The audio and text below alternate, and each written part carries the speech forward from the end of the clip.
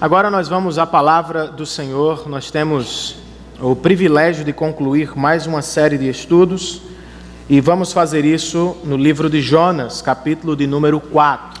Você se lembra do seu tempo de escola? Do que você mais gostava? Do lanche? Do intervalo e dos amigos? Dos esportes? Vôlei, basquete, handebol, futsal? Ou será que o que você mais gostava era a semana de provas? No início do meu científico, que agora chamamos de ensino médio, o que eu mais gostava era o parque, irmãos. Pasmem vocês, eu gostava do parque. Mas não era do parque infantil, do playground.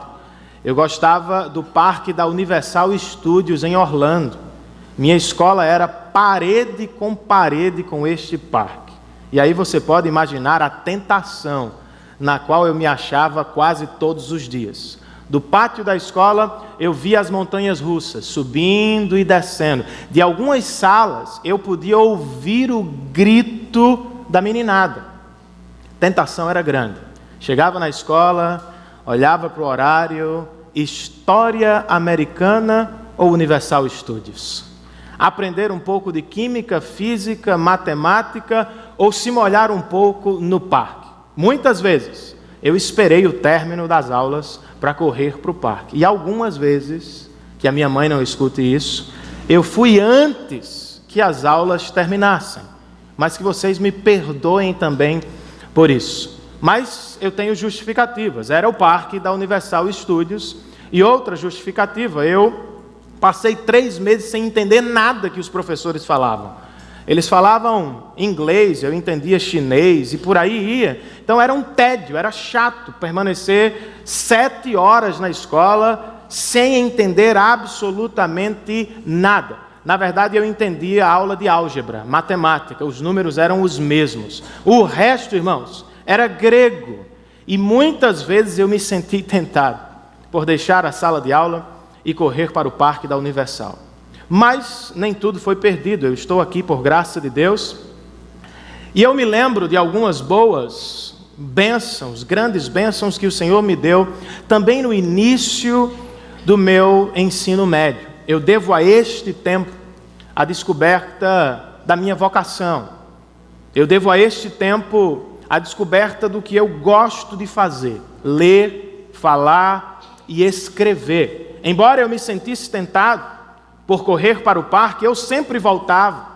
E pelos exercícios, pelas aulas, até pelas provas, eu me sentia forçado a aprender, a crescer, a me descobrir. Foi neste tempo que eu descobri que não era bom com números, mas era bom com letras, literatura, línguas, livros. Foi neste tempo também, irmãos, que eu descobri a minha grande paixão.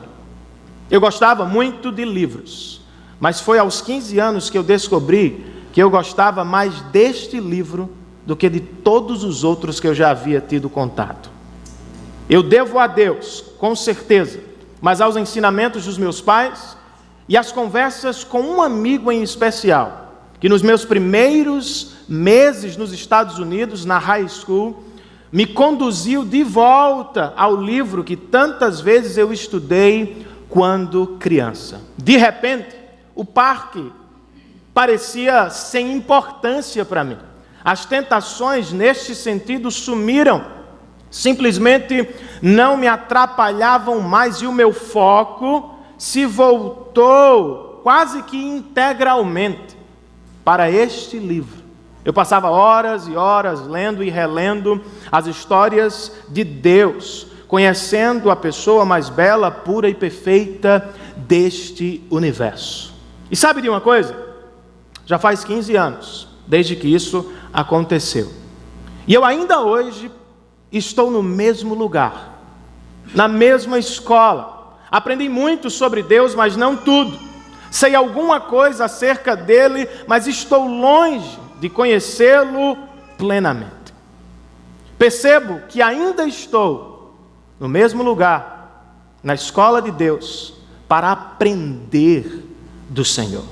Por mais que você tenha 15, 30, 40 anos de caminhada de fé, Você está no mesmo lugar que eu, na mesma escola que eu, na escola de Deus. E por mais que o conheçamos ao longo de toda a nossa vida, nós nunca sairemos dela, nunca nos formaremos desta universidade.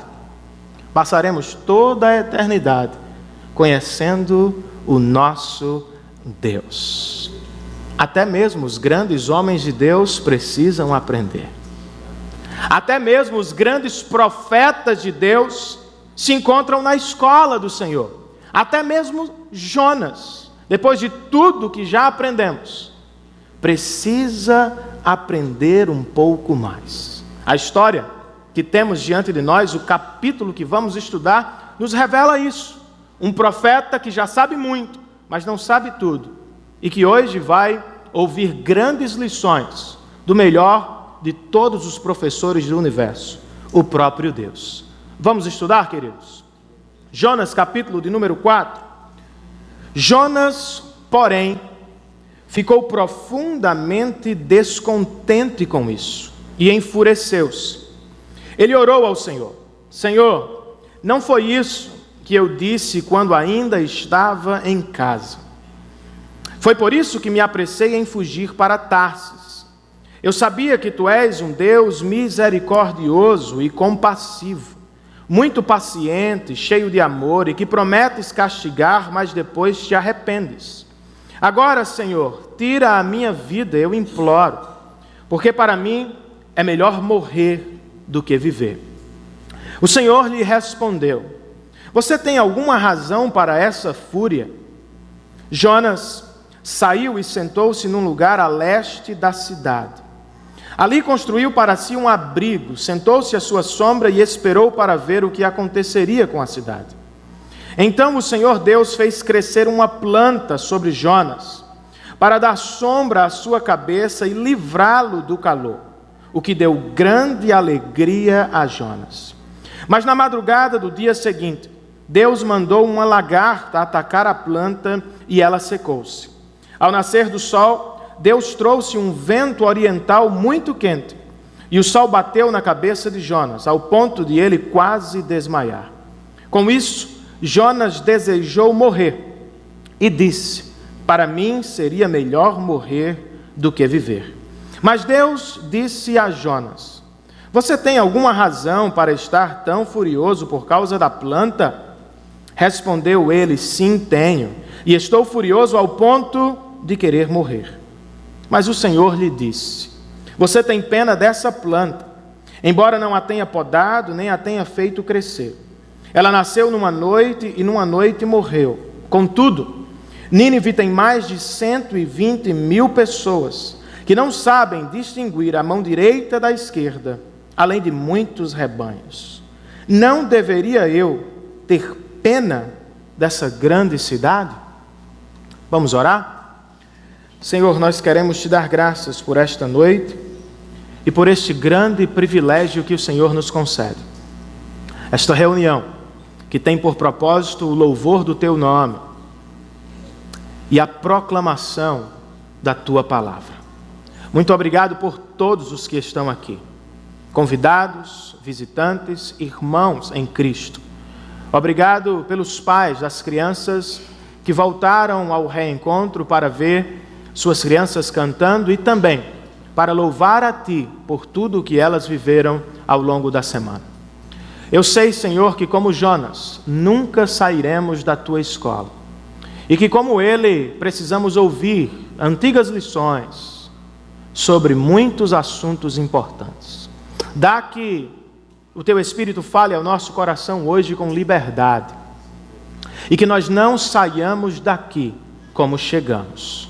Glorifica o nome do Teu Filho Jesus Cristo, ó Deus, e abençoa-nos com a Tua palavra, com o Teu conselho. Em nome, por amor de Jesus Cristo. Amém e amém. Nós já sabemos que o livro de Jonas tem duas grandes metades. Os capítulos 1 e 2 formam a primeira metade do livro e juntos eles narram a história da reconciliação entre Deus e o seu profeta, entre Deus e o cristão. A segunda metade do livro, os capítulos 3 e 4, falam da reconciliação entre Deus e a grande cidade de Nínive, traduzindo, entre Deus e os incrédulos, os que não fazem parte da família da aliança. Quando estudamos com cuidado este livro, nós percebemos que há paralelos entre as duas metades do texto. Por exemplo, o capítulo 1 apresenta Deus perseguindo o seu profeta para salvá-lo.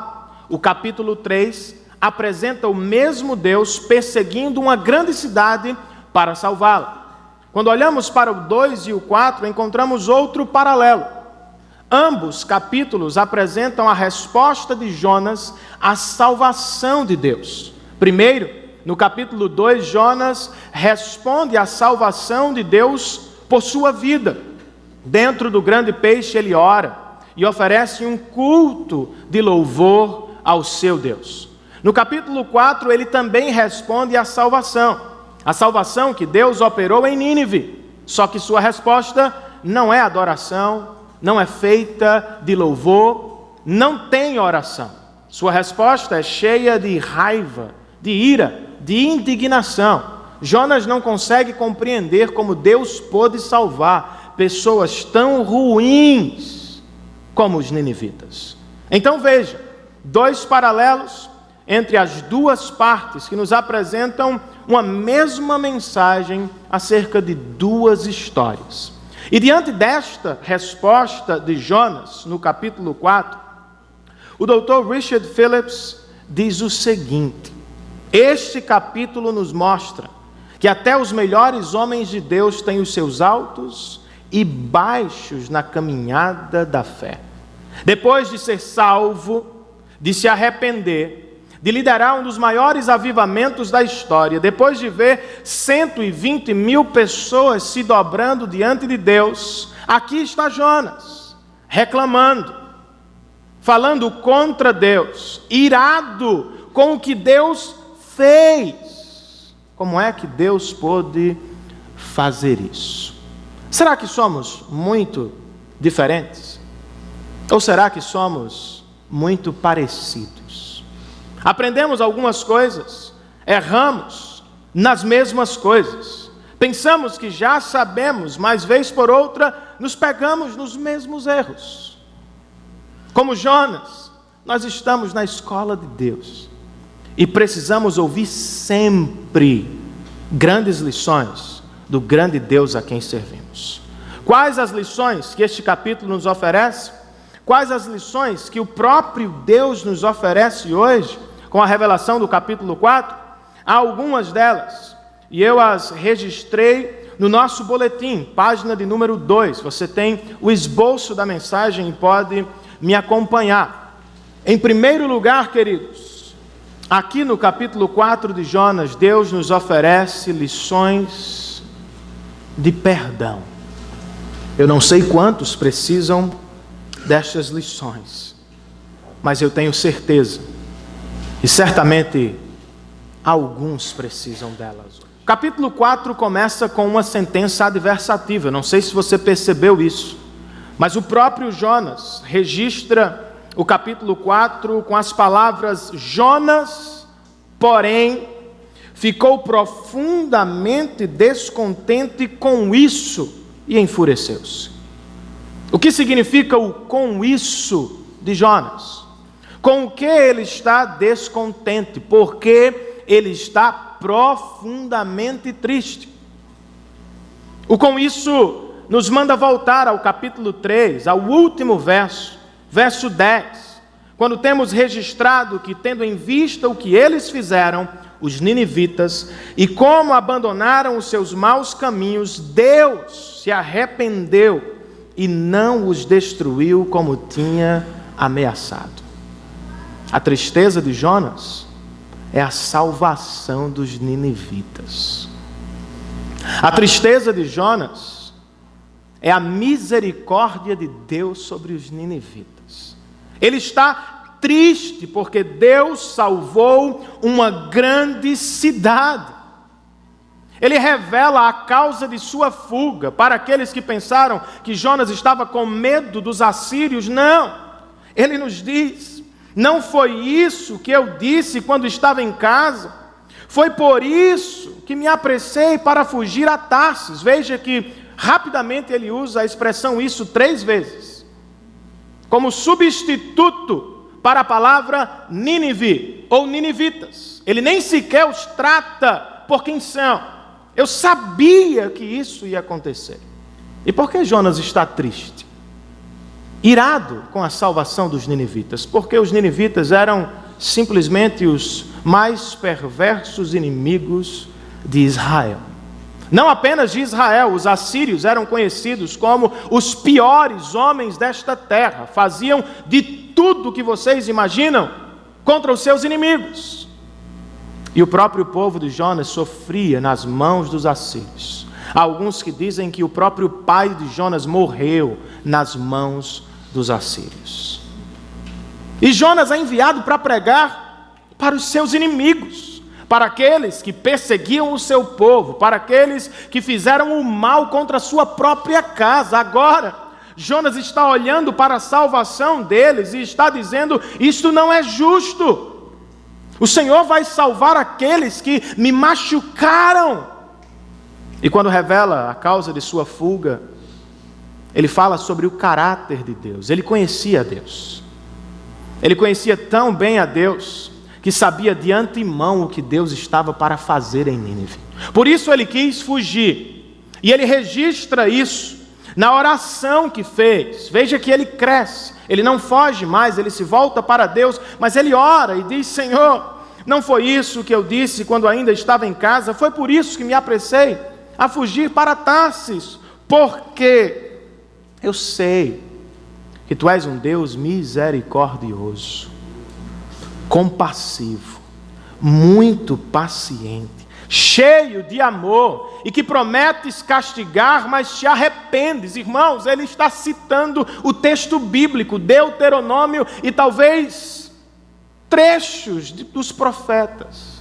Eu sei quem Tu és, e eu sabia que o Senhor estava numa missão de salvação, e por isso eu quis fugir. E a tristeza é tamanha que Jonas pede para morrer. Eu prefiro morrer a ver os meus inimigos perdoados. Eu prefiro morrer a ver os meus inimigos poupados.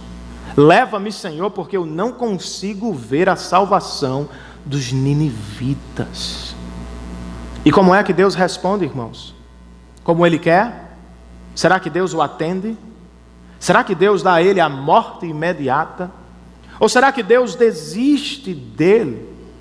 Temos aprendido, temos estudado sobre este tema. Deus não desiste dos seus filhos, irmãos. Em vez de desistir de Jonas, em vez de atender a Jonas, em vez de castigar a Jonas, em vez de abandonar a Jonas, Deus lhe oferece uma lição. Uma lição que não começa com um quadro cheio de informações. Uma lição de perdão que começa com uma pergunta, só uma pergunta. Jonas, você tem alguma razão para essa fúria? Uma pergunta reflexiva, uma pergunta que instigava a sua mente, que batia no seu raciocínio e que pedia: pense, Jonas, pense, você tem razão para isso. Não foi você poupado há alguns dias, não foi você salvo há 3 semanas atrás, não foi você alvo da misericórdia de Deus. Por que, Jonas, você está assim? Será que é certo, irmãos, não se alegrar com a salvação dos inimigos? Será que é certo não perdoar os inimigos? Se você estivesse no lugar de Jonas, como é que você reagiria? Você se alegraria com a salvação dos seus inimigos ou você ficaria profundamente triste? A propósito, você tem inimigos? Não estou pensando aqui em exércitos invadindo as nossas cidades. Eu estou pensando em pessoas, algumas pessoas que nos feriram profundamente. Estou pensando num patrão que possivelmente humilhou você diante da equipe. Estou pensando num amigo que o abandonou na hora que você mais precisava. Estou pensando num cônjuge que o feriu profundamente. Estou pensando num familiar, num irmão em Cristo que não atendeu a todas as suas expectativas. Eu estou pensando em alguém que levou vantagem sobre você, que o enganou, que o abandonou. Como é que você lida com isso? Como é que perdoamos aos que nos ofenderam, irmão? E antes que você me diga verbalizar o perdão, repetir verbalmente o perdão resolve, não resolve. Nos engana. Perdão é algo que se dá através de meses, às vezes anos. Pensamos que está tudo resolvido quando de repente algo ou alguém nos lembra, nos faz voltar o tempo e de repente nos enxergamos no mesmo lugar e com os mesmos sentimentos, odiando alguém, tendo raiva de alguém. Lutamos contra isso, mas isso simplesmente não vai. E como é que nós lidamos com isso, com problemas de perdão?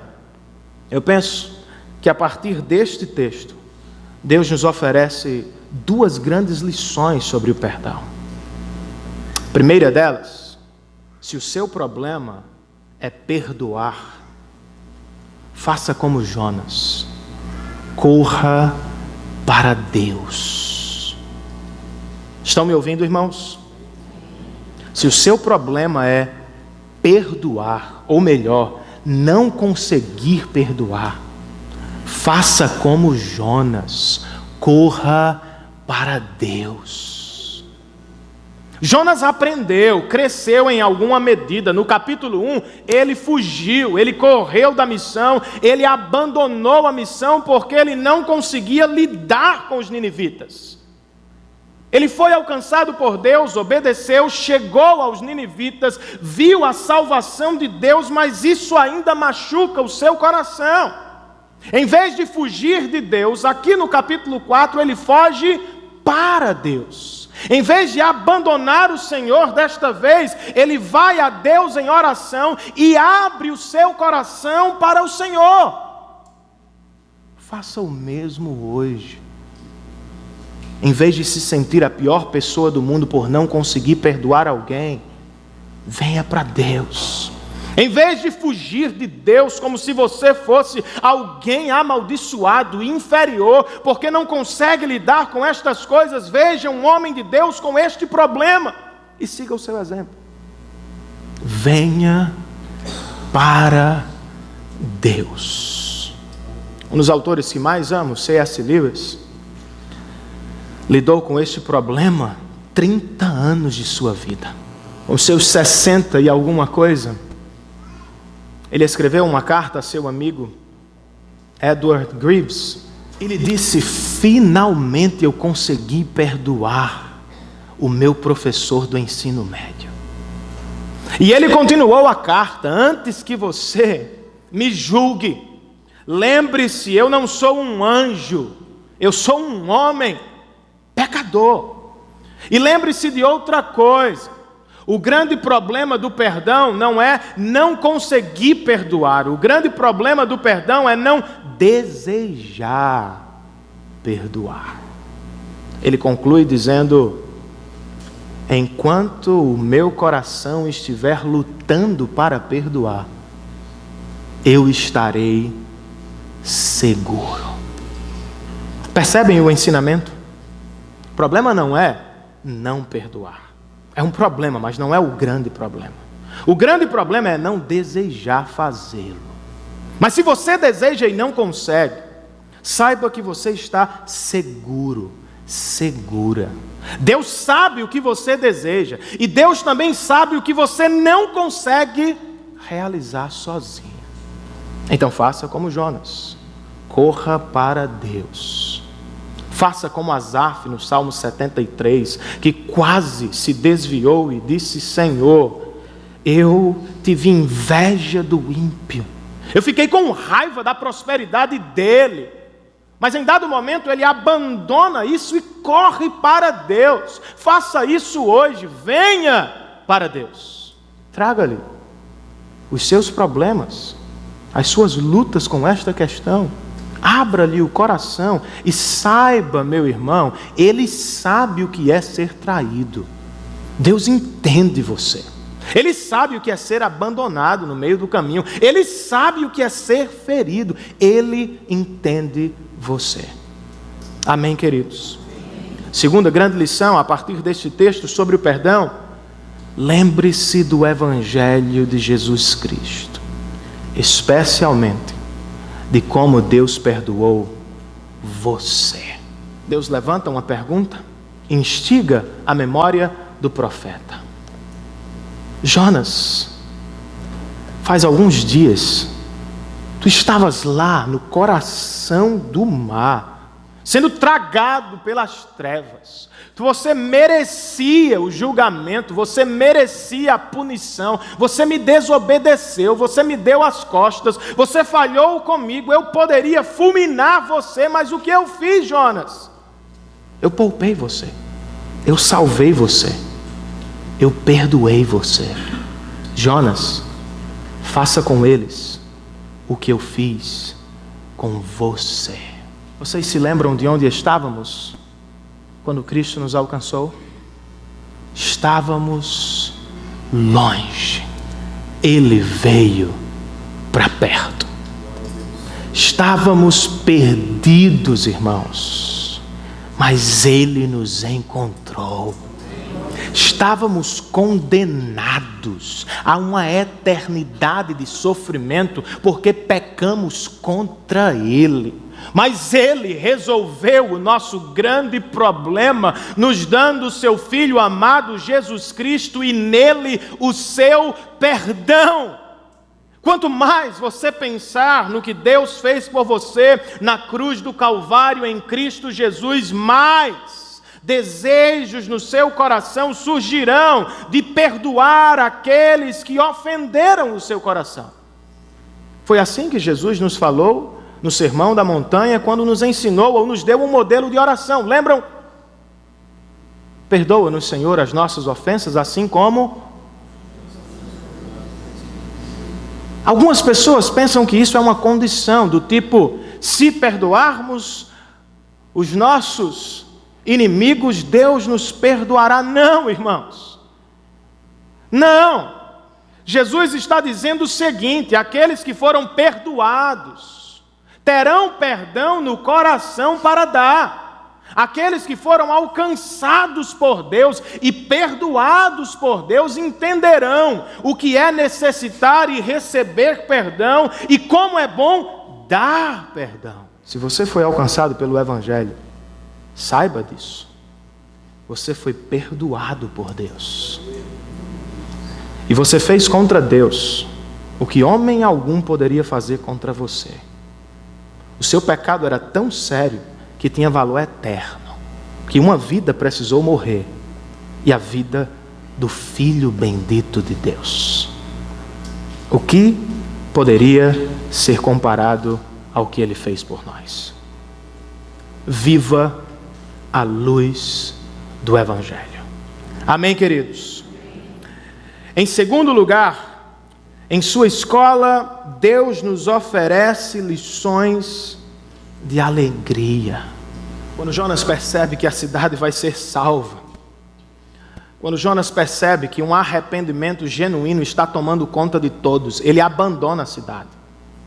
Ele também não volta para Israel, ele fica nas cercanias de Nínive, porque ele ainda está em dúvida: será que Deus vai ou não vai salvá-los? Será que há a possibilidade de condená-los? Ele fica lá. O verso 5 diz que Jonas saiu da cidade e sentou-se num lugar a leste da cidade. E ali, o que ele fez? Construiu para si um abrigo, sentou-se à sua sombra e esperou para ver o que aconteceria com a cidade. Embora ele esteja vendo o arrependimento, ele tem dúvidas e esperanças pecaminosas. Quem sabe Deus não mata todos eles? Quem sabe Deus não acaba com todos eles e eu vou assistir de camarote? Bonzinho esse rapaz. Mas o fato é que ele ficou ali, para ver se Deus mudaria de ideia. Já que os ninivitas estavam clamando no capítulo 3 e o rei estava dizendo, peçam a Deus e talvez ele se arrependa, ele fica ali pensando, talvez Deus mude de ideia e eu veja a destruição. O que Deus faz com Jonas? Oferece-lhe uma outra lição. O texto diz que então o Senhor Deus fez crescer uma planta sobre Jonas para dar sombra à sua cabeça e livrá-lo do calor. E isso deu grande alegria a Jonas. Os primeiros 4 versos deste capítulo nos falam sobre o que não alegrou Jonas: a salvação dos ninivitas. Agora, o texto está nos mostrando o que verdadeiramente alegrava Jonas. Sabe o que era, irmãos? Uma plantinha que cobria sua cabeça e que livrava sua cabeça do calor. O tamanho da sua alegria, uma árvore. Sua alegria é tacanha, pequena, limitada, egoísta e, acima de tudo, efêmera, passageira. Por quê? Porque o texto nos diz que o mesmo Deus que fez crescer esta árvore, na madrugada do dia seguinte, mandou uma lagarta para atacar a árvore. E o que aconteceu? Ela secou. O mesmo Deus que deu a planta, a arrancou. Ele fez mais do que isso. Ele enviou um vento oriental quente para bater sobre a cabeça de Jonas. E isso foi tão terrível que Jonas quase desmaiou. E com isso, ele desejou morrer de novo. E disse, para mim seria melhor morrer do que viver. Ricardo, Jonas precisa, meu irmão, de uma sessão. 2 vezes num capítulo apenas ele já disse que queria morrer. Ele vai dizer outra vez. Ele está com algum problema sério. Precisamos ajudar esse irmão. E agora, para mim é pior ainda. Porque no primeiro parágrafo ele diz, eu quero morrer, porque eu odeio os ninivitas, e eu não quero ver sua salvação. Agora ele diz, eu quero morrer, porque minha plantinha foi cortada, porque o meu conforto foi tirado. Eu quero morrer, Senhor, porque eu não aguento o sol. Neste lugar eu quero morrer, porque a minha alegria me foi roubada. Sua alegria era do tamanho de uma árvore. Ainda bem que Deus não atende a todas as nossas orações, porque Ele não matou Jonas. Ele não deu a Jonas o que Jonas queria. Ele outra vez levantou uma pergunta reflexiva: Jonas, faz sentido isso mesmo? Pensa um pouquinho, meu filho, você tem alguma razão para estar tão furioso por causa desta plantinha? É certo, Jonas, depositar sua alegria numa árvore passageira? É certo, Jonas, fazer da sua vida o centro de todas as coisas? É certo, Jonas, pedir para morrer porque algo do tamanho de uma árvore lhe foi arrancado? E Jonas diz, é certo, pode me matar que eu estou querendo morrer. Se você estivesse no lugar dele, qual seria a sua resposta, irmão?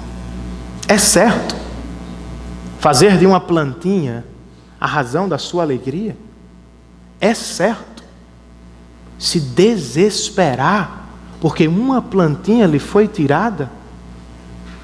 Algumas pessoas aqui estão tristes, profundamente tristes, porque alguma plantinha lhes foi tirada. E aí eu olho para este capítulo e eu vejo algumas lições sobre a alegria, irmãos. A primeira delas é que a sua alegria pode estar no lugar errado, e você precisa redirecioná-la para o lugar certo. Somos como Jonas. Muitas vezes imaginamos que seremos realizados, felizes, quando alcançarmos, comprarmos, conquistarmos a nossa plantinha particular. Este ou aquele objeto, esta ou aquela experiência, esta ou aquela pessoa dos nossos sonhos, esta ou aquela viagem, Senhor, quando eu tiver esta plantinha, eu serei feliz. Sabe qual é a grande lição aqui? Seja qual for sua plantinha, ela é passageira. Ela vem e vai. Qual é a alternativa, irmãos? Redirecionar o nosso coração para Deus e fazer dele a nossa alegria. Porque se existir alguma plantinha no seu coração que é objeto da sua adoração, quando ela for arrancada, ela vai partir o seu coração e enchê-lo de tristeza. A alternativa é redirecionar o nosso coração para Deus e fazer dele a nossa alegria verdadeira. Não foi isso que Jesus fez com aquela mulher samaritana aos pés do poço de Jacó, João capítulo de número 4? Olhando para aquela água, Jesus disse àquela pecadora: quem beber desta água, desta fonte, terá sede outra vez, porque ela não tem capacidade de preencher, de saciar, de realizar. Mas quem beber da água que eu lhe der, terá dentro de si uma fonte que jorrará para a vida eterna. Sabe o que Jesus estava dizendo para aquela mulher e sabe o que Ele está dizendo para você?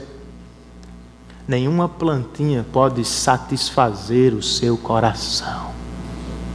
Elas vêm e vão, o sonho vem e vai, a conquista vem e vai, a pessoa vem e vai, e nada neste mundo pode realizar, só Deus pode encher o seu coração de alegria, e não apenas uma vez, para sempre.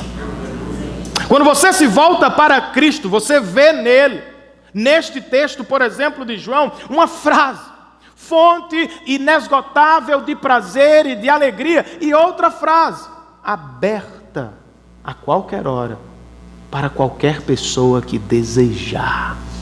Sexta-feira à noite, seja qual for a minha situação, eu posso correr para Ele. Ele estará lá.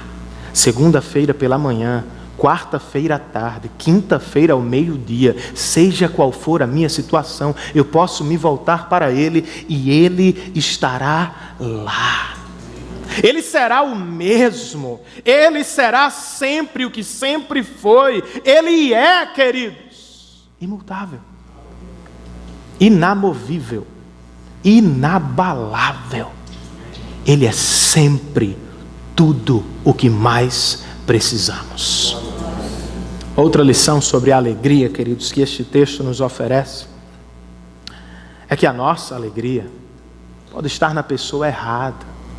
Nos alegramos com coisas que não podem nos alegrar e por isso nos frustramos, mas também nos alegramos com quem não pode nos alegrar.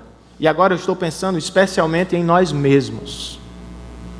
Algumas pessoas são como Jonas, egoístas, individualistas, pensam que o universo gira em torno delas, que todo mundo existe para dar-lhes alegria, realizar os seus sonhos.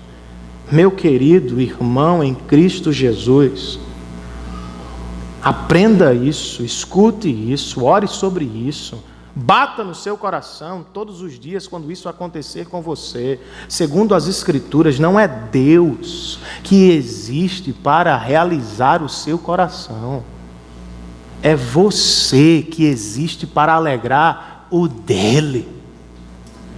Não é você, não são os outros que estão à sua volta que existem para alegrar você em primeira mão. É você que existe para alegrar os outros. Na economia de Deus, Ele nos fez para os outros. E só encontraremos alegria verdadeira na alegria do outro. Enquanto não tratarmos disso, vamos nos frustrar muitas vezes, porque esperamos do outro o que ele não tem, o que ele não pode nos dar. Queremos que o cônjuge nos dê o que só Deus pode nos dar. Queremos que o irmão nos dê o que só Deus pode nos dar. Você foi feito para Deus e foi feito para o outro. É por isso que Jesus resumiu todos os mandamentos em 2. Amarás o teu Deus acima de todas as coisas e o teu próximo como a ti. Sabe o que é isso, irmãos? Fiz vocês para os outros, e nos outros vocês serão felizes. Terceira e última lição sobre a alegria. As circunstâncias da vida estão a serviço de Deus para a nossa alegria. Posso ouvir um amém? Amém. As circunstâncias da vida estão a serviço de Deus para a nossa alegria. Vocês perceberam que foi Deus quem deu a Jonas uma planta, que cobriu sua cabeça e que o protegeu do sol? Perceberam também que foi Deus que enviou uma lagarta para matar aquela planta? Perceberam também que foi Deus quem soprou um vento quente para agora machucar a cabeça de Jonas, esquentar o seu juízo? Perceberam isso? Deus deu, Deus tirou, Deus enviou, Deus retirou, Deus ensinou o profeta. Jonas, não coloque a sua alegria em algo passageiro. Assim se dá com você, meu irmão, e comigo. Deus dá porque Ele quer nos proteger do sol, como fez com Jonas. Deus tira porque Ele quer nos proteger dos falsos deuses que nos cercam a todos os instantes. Deus dá porque nos ama, mas Deus tira também porque nos ama. E quando Ele tira, Ele quer nos ensinar uma grande lição. Nada além de mim pode realizar o seu coração. Então, em vez de reclamar hoje, se irritar contra Deus porque algo lhe foi tirado, veja isso como instrumento do amor de Deus por você. Deus quer que você se volte para Ele e encontre nele o que dinheiro nenhum neste mundo pode dar: realização, alegria espiritual para a glória de Deus. Amém, queridos? E por fim, em sua escola, Deus nos oferece lições de ministério. E aí eu pediria que os diáconos fechassem as portas. Ninguém sai. Ministério é muito importante também, irmãos. Perdão é bom, alegria melhor ainda. Ministério também. Nos primeiros versos ficamos sabendo o que não alegra o coração de Jonas: a salvação dos ninivitas. No segundo parágrafo ficamos sabendo o que alegra o seu coração: uma árvore pequena. E agora, nos últimos versos de Jonas, ficamos sabendo o que alegra o coração de Deus, irmãos. Você sabe o que alegra o coração de Deus? Com o que Deus sonha, planeja, porque enviou o seu melhor presente para morrer na cruz do Calvário. Uma grande cidade cheia de pecadores. Jonas fica triste com a salvação dos ninivitas, fica feliz, alegre com sua árvore, e Deus se mostra muito feliz com a salvação de 120.000 pessoas que se arrependeram dos seus pecados e se voltaram para Ele. Jonas foge da cidade, abandona os pecadores. Ele entrega o recado e não fica nem para tirar dúvidas. Terminou o horário, ele sai correndo, ele tem outro compromisso, ele não espera. Os pecadores ficam atordoados em Nínive. Quando é que ele vai nos destruir? Será que ele pode nos salvar? O que devemos fazer? Cadê o profeta? Foi embora. O profeta não está nem aí para eles. O profeta quer a destruição deles. O profeta prega, entrega o recado e vai. arma sua tendinha do lado de fora e fica orando, oração contrária. Deus destrói esse povo, mata esse povo, eu não gosto deste povo. Ainda bem que Deus não é como Jonas, porque senão ele seria o primeiro a ser fulminado. O que Deus faz? Perguntas, reflexões, ilustrações. Deus é um exímio pregador. Ele pega a plantinha, uma ilustração, e da planta vai para a sua argumentação. Ele dá a planta, tira a planta. Jonas fica furioso e aí ele vai para a argumentação. Os 2 últimos versos, o Senhor lhe disse: Jonas, você tem pena desta planta, embora não a tenha podado, nem a tenha feito crescer, Jonas.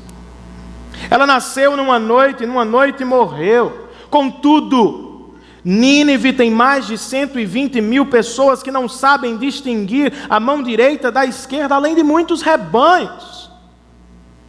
Não deveria eu, Jonas, ter pena dessa grande cidade? Argumento do menor para o maior. Jonas, meu filho, você teve pena de uma planta, você nem pensou nos animais. E só um esclarecimento, gente. Este verso não está aqui para fechar todas as churrascarias de João Pessoa. Nós ainda podemos comer carne. Porque alguns vão dizer: não, está aqui, Deus tem pena dos animais, não matem os animais. É tão bom, irmãos, carne assada. E Deus nos deu animais para isso também. Estou certo, professor? Graças a Deus, que eu gosto de carne. Mas também não tenho problema com quem gosta de mato. Glória a Deus. Só não me diga que é uma ordem de Deus ser vegetariano, irmãos. Quando Deus fala aqui dos animais, Ele está falando, Ele está usando os animais para bater na insensatez de Jonas. Jonas, tu não se preocupou nem com os animais, homem. Tua preocupação é uma plantinha. Pensasse nem nas ovelhas, nos bois, no teu churrasco. Só queria saber de morte.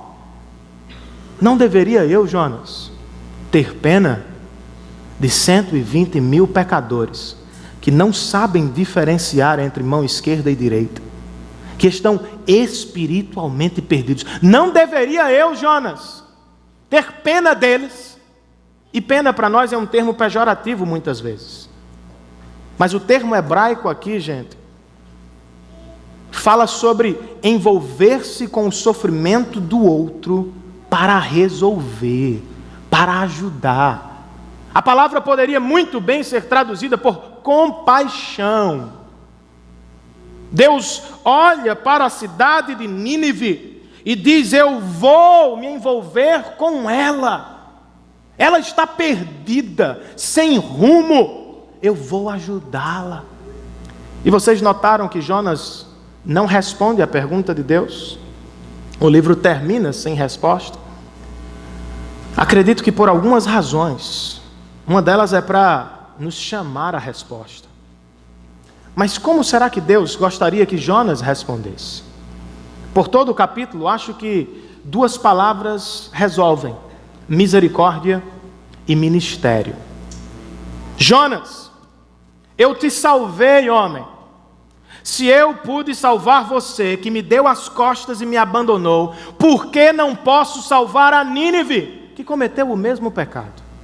Jonas, em vez de fugir, voltar para casa, por que você não entra de volta na cidade e ajuda os pecadores que não sabem diferenciar da mão esquerda para a direita? Quais as lições de ministério nestes 2 últimos versos?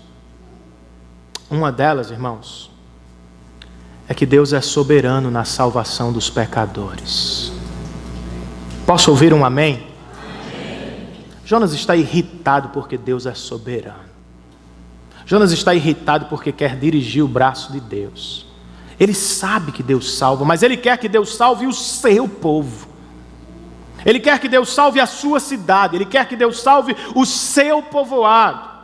Mas Deus é soberano na salvação, irmãos. Não somos nós quem impedimos o braço do Senhor. Não somos nós quem dirigimos o braço do Senhor. Não somos nós quem dizemos, Deus, vá para cá e salve fulano. Não! É Deus. E nós o seguimos. Mais ou menos o que Jesus viveu em sua cidade. Não a que nasceu, mas a que cresceu, Nazaré. Pregou um sermão em Isaías, o povo ficou alegre, alguns começaram a questionar, e Jesus disse, eu vou salvar os gentios, vocês não me querem. E eles disseram, gentios não, vocês têm algum problema, Deus nos ama. Deus não ama a todos, Deus ama o povo judeu, Ele não ama os outros povos. Jesus nem sequer respondeu.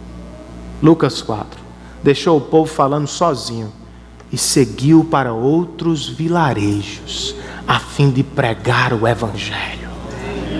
E sabe o que ele estava dizendo para os seus discípulos, para as pessoas que assistiam e queriam andar com ele? Se vocês querem andar comigo, tem que ser do meu jeito. Se vocês querem ser meus discípulos, vocês precisam me acompanhar. Não são vocês que me dirigem, sou eu quem dirijo vocês. Segunda lição sobre ministério, irmãos, que esse texto nos dá, é que nós devemos sonhar os sonhos de Deus. Você sabe com o que Deus sonha? Você sabe o que ocupa o seu coração? Você sabe qual é a preocupação dele? Não é a sua plantinha, não é a sua casinha, não é como eu vi num culto há muito tempo atrás, uma pessoa recebendo a profecia de que Deus lhe daria uma piscina no seu quintal, pelo amor dos meus filhinhos. Não é, irmãos, o seu bem-estar apenas. Deus não sonha apenas com a sua família. Deus não sonha apenas com o seu sucesso. Deus não sonha com apenas a nossa igreja. Com o que Deus sonha? Com grandes cidades que estão perdidas. Com milhares de pecadores que estão caminhando a largos passos para o inferno. Sabe com o que Deus sonha? Com missões. Não é com a sua missão de se dar bem na vida, com a minha missão de me dar bem na vida, de conquistar isso ou aquilo, ou apenas com os meus filhos. Os sonhos de Deus são muito maiores. E os seus só têm valor se estiverem conectados com o dele. Porque senão, sua plantinha vai morrer em alguns meses. Mas o sonho de Deus vai perdurar para toda a eternidade. A pergunta é, vamos sonhar os sonhos de Deus? Ou vamos nos esconder nos nossos sonhos medíocres, pequenos, egoístas, limitados? Dr. Russell Shedd, não sei se ainda, mas até pouco tempo andava num Corcel 84. E ele recebeu uma oferta para comprar um novo carro, e não há nenhum problema com um novo carro, desde que ele não seja o seu Deus, desde que você esteja disposto a ofertar as mesmas quantias para a glória de Deus. E alguns irmãos insistiram com ele, Dr. Shedd, o senhor precisa de um novo carro, precisa de um novo carro, precisa de um novo carro, família, pressão, e ele disse, tudo bem, eu vou comprar um novo carro. Ele entrou no seu carro velho com a sua esposa, Dona Patrícia, e os dois saíram para a concessionária com um valor em mãos para comprar um novo carro. E no caminho ele disse, Patrícia, o que um novo carro vai nos render eternamente? Qual é a repercussão disso para a eternidade? Com lágrimas nos olhos ela disse, meu amor, faça a volta e vamos para casa. Pegaram o valor e enviaram para os 4 cantos da terra. Sabe por quê, irmãos? Porque pecadores são mais valiosos do que objetos.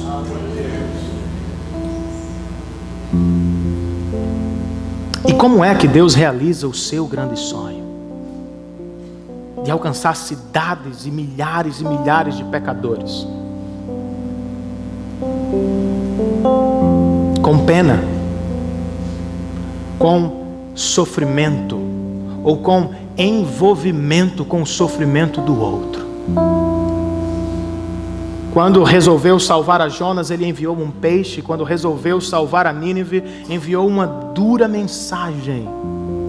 Quando resolveu salvar a todos, ele enviou seu Filho amado Jesus Cristo. E como ele nos salvou? Com sofrimento, entregando-se para ser preso no nosso lugar, para ser condenado no nosso lugar, para ser sacrificado no nosso lugar. Qual é a implicação disso? O que devemos fazer à luz do que ele fez por nós? Duas coisas: adoração. Para toda a eternidade vamos adorar aquele que se entregou por nós. Mas outra, missão. Por todos os dias que o Senhor nos der, viveremos para o outro, como Cristo viveu por nós. Gastaremos a nossa vida e nos deixaremos gastar para abraçar o pecador, assim como Ele nos abraçou.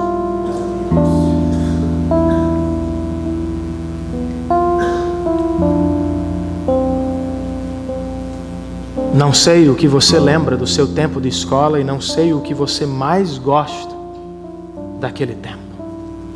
Mas sei que todos nós fizemos provas.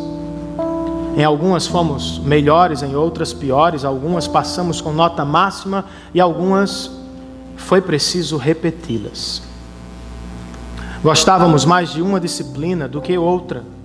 E assim é na escola de Deus. Aprendemos algumas lições com mais facilidade e outras levam mais tempo e são mais duras. Acertamos em alguns pontos, erramos em outros. Mas a verdade é que todos estamos na escola de Deus. E até os que se acham melhores precisam aprender e talvez precisam aprender mais do que os outros. Eu não sei qual destas lições alcançou, tocou o seu coração. E não preciso saber. Como Jonas, eu termino com perguntas, ou com uma pergunta. Como é que você vai responder ao perdão de Deus? À alegria que lhe foi oferecida em Cristo? Ao ministério para o qual Deus te chamou? Queria convidar o grupo de louvor aqui acima e nós vamos cantar ao Senhor.